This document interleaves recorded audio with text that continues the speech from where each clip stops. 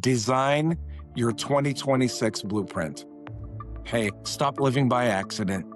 Start living by design. The things you hope for, hope is not a plan, my friends. And someday is not a date. You don't need more inspiration. You need a blueprint. Connecting the dots, connecting his guests to the world, creating more connections. Welcome to The Connection. Meet your host, author, coach, Air Force veteran, Jay Miralles. Before we build next year, we dismantle the lies from last year. Like, you didn't fail because you're weak. You failed because you're winging it. You're winging your life like that TikTok trend, right? You're winging it like a bad purchase, like an impulse. You like it in the moment, and then 2 weeks later, you don't even use it anymore, right? Chapter 4 in my book talks about clarity is the oxygen of progress. Clarity is king. You can't hit a target you refuse to name. Most people aren't stuck. They're just vague. And I want to talk about that. Being around people I love being around people who are focused and driven and want to do better and pour into others and give to others and just be an impact in this world. And then there's others that I experience and they're not sure. I don't know. And it's okay. But if you want to live like that for your entire life, I can't be around you. I want to say that life is about making progress, about making change. Here's the other thing. When people say, I'm not comfortable with change, do you live on Earth? I mean, do you even live here? Do you know that things change? Oh, I'm uncomfortable with change. Folks, adaptation is how we got here. We adapted. I mean, I don't know if you know this, but houses weren't built like this in the 1800s. I don't know if you know this, but we used to ride on horses. Now we ride in cars. Hey, it's going to be funny when cars fly, right? They're flying. I mean, it's crazy what our minds think and the lack of clarity that we walk through life. Hey, if you don't define the mission, life will define it for you. I promise. There's a default in which you will live, and it's by other people's design. If you don't design your life, if you don't have clarity, you're going to suffer. Now, what exactly do you want to do in 2026? I mean, I keep referring to 2026 like it's going to make you better. What exactly do you want? Why exactly do you want it? What happens if you don't get it? What pain are you escaping? What future are you building? In my book, I talk about a foggy mind creates a foggy life. I don't know. What do you want to do? I don't know. What are you going to do to get better? I don't know. I'm just going to complain about it. No, you need a blueprint. You need the 3-piece blueprint. You need to know what the outcome is. Here's the outcome. Most people say, I want to grow my business. Okay, what does that mean? Let's pretend you're at 1 million in sales this year and I ask you, what do you want to do? Oh, I want to sell more. No. How about we want to reach 1.2 million in sales this year in 12 months' time? Very specific, right? If it doesn't fit on a Post-it, it's not going to fit in your life. If it's too difficult, forget it. Make it simple. 1.2 million is a target for growth. That's $200,000 more in revenue than you did in 2025. That's measurable. That's very specific, and it's simple, okay? You want to have the outcome that you want. 30 pounds by the end of February. Okay, let's be real about this. How much? What are we doing here?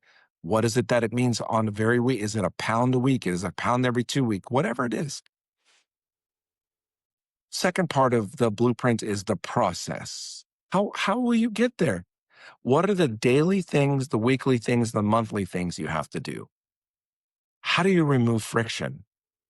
How do you Okay, here it is. Somebody trying to lose weight, take all the junk food out of your house.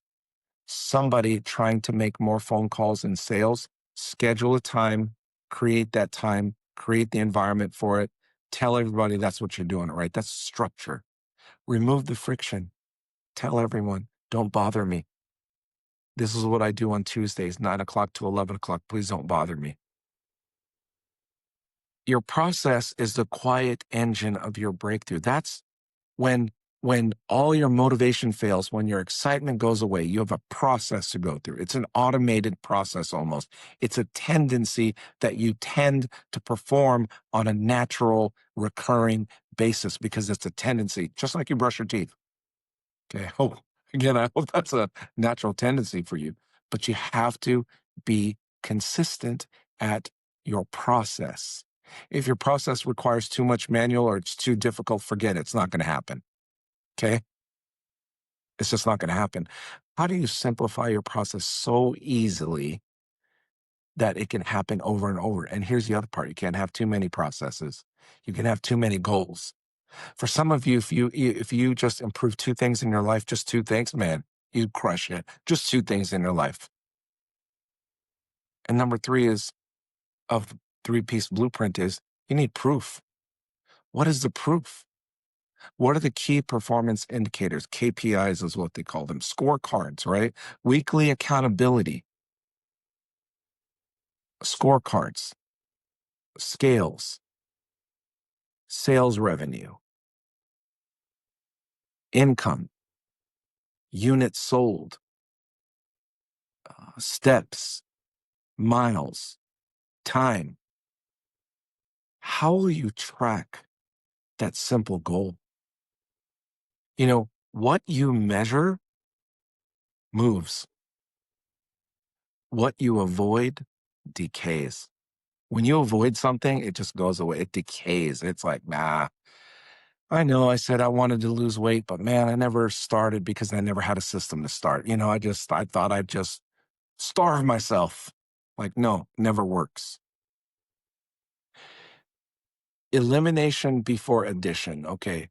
I want to talk about this. Elimination before addition. Your next level is hiding underneath everything you need to delete. Are you a yes man? Yes, I'll do it. Okay. Yeah. Include me. Every time you say yes to someone else, you're adding an hour and a half average of your time and you're giving it away. Test it. Hey, would you help me with this at my house? And that, sure. Hour and a half gone. Hey, on Tuesday, like to get together coffee with you. Hour and a half gone. Hey, would you like to have a meeting with me? Hour and a half gone. You got to delete some of the things that you say yes to. Your bandwidth isn't the problem, it's your boundaries. Sometimes I look at people who are overstructured, or I look at them and they say, no, sorry, I can't do that. I've got a full day that day. I'm like, man, but it's also about accessibility when I see people who are you ask to meet with them and then it's like 2 months before you can meet with them. Whew, I don't know if I want to live that life. Maybe not. I don't know. Stop adding goals to a cluttered life as well. You got to eliminate all the clutter. You have to clean your desk. You got to clean your desktop. You got to, you just got to prune things out of your life, right? Again, environment, people, habits, apps, distractions. I mean, eliminate the time on your phone. I got to listen to that too.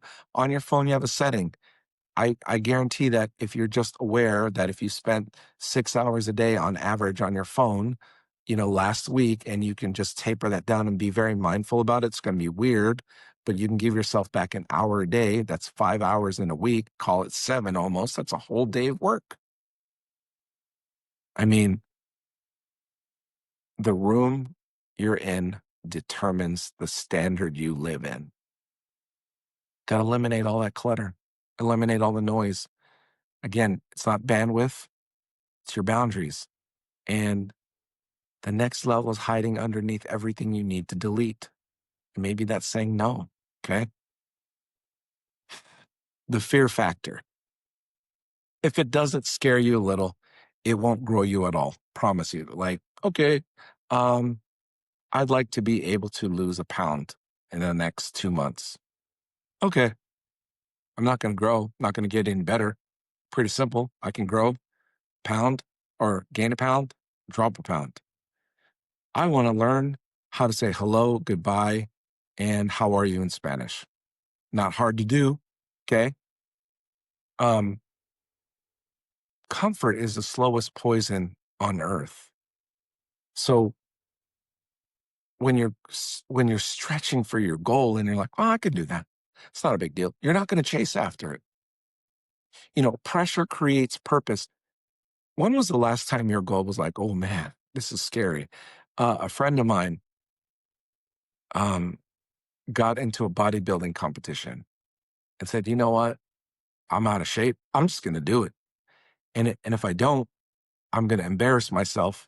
And that was enough motivation for him to enter that contest. But boy, did he look great. But most of us will say, oh, I want to lift. I want to start lifting. I want to start going to the gym and I want to look better. Hey, I'm 55. At age 56, I want to look top notch. When I'm 60, I want to look like I'm 55. Why not today? Right? Pressure creates purpose. Doing hard things, applying stress and pressure creates purpose. I mean, your goals must stretch you.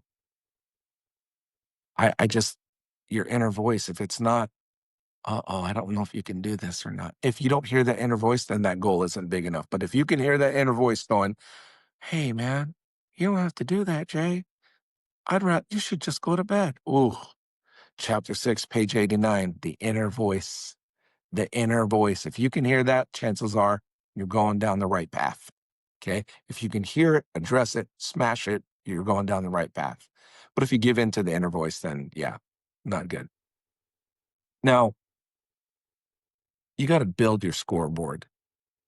You have to build something to measure against, right? So this is just for example. This is simple, right? This is not even about one certain industry or one, it could be personal, it could be business, it could be spiritual, whatever it is. Okay, so here's the real structure. Build your 2026 scoreboard. 3 huge goals, 3 big goals, right? 3 of them. 3 of them. If you can only have 3, what goals are the most important in your life that will change your life? If you only did 3. See, the problem is we make 20 of them. We say, we're going to do this, and then I'm going to do this, and then I'm going to spend more time this. I don't want to do that. Like, no, 3 goals that will make a difference in your life will cascade or impact other areas of your life. But the problem is you focus on 30 things. So let's go back. 3 big goals. And then can you build 3 weekly habits? Is there a process or a system to stack habits? I'll give you a good example. I know that this might be kind of different, but if I want to learn a new certification or a new language, I brush my teeth 2 to 3 minutes, right? Just mindlessly brushing your teeth. What if I listened to different phrases or a different thing for 3 minutes every day for 365 days? What do you think would happen? It's called habit stacking, right? Well, what if before I had my coffee, which coffee is a ritual or routine, people do it without even thinking. You are hell bent, some of you, if you don't have your cup of coffee in the morning. What if you do 10 push ups before? 10 push ups times 365 days is 3,650 push ups. That's massive momentum, right? And again, I don't care what it is. 3 big goals, 3 weekly habits, 1 monthly milestone. In a month, If you hit this milestone, that's a measurement. What is the milestone? What is something major that you want to accomplish?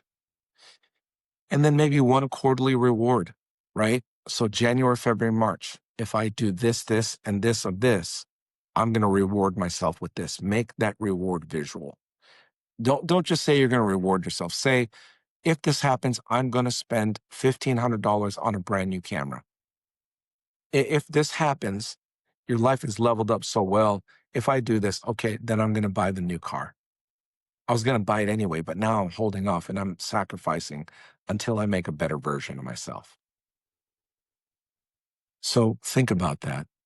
A scoreboard turns intentions into commitments. A scoreboard turns thoughts into reality because you're tying it to something that at the end of them, when you hit them, you get a little dopamine hit.